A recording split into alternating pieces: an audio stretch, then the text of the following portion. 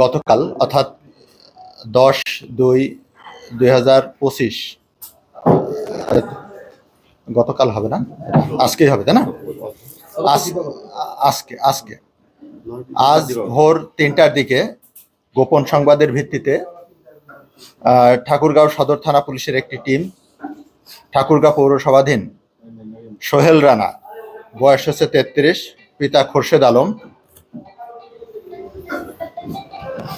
সাং গোবিন্দনগর থানা ও জেলা ঠাকুরগাঁওয়ের বাড়িতে অভিযান পরিচালনা করে একটি অবৈধ বিদেশি পিস্তল ম্যাগাজিন সহ আসামিকে গ্রেপ্তার করেন।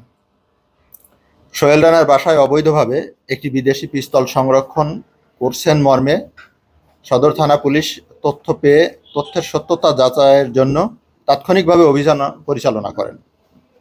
অভিযানকালে আসামির বাসার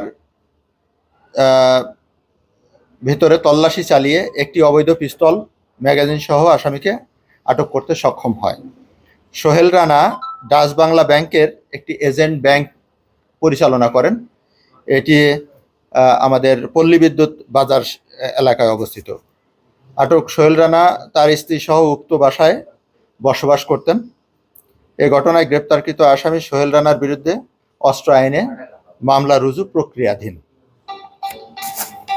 একটি বিশেষ টিম অভিযান পরিচালনা করে রহিমানপুর পল্লী বিদ্যুৎ এলাকায় মৎস্য খামার হতে ঢাকা মেট্রো দায়রা মামলা নং 553/2017 সংক্রান্তে 1 বছর কারাদণ্ড সহ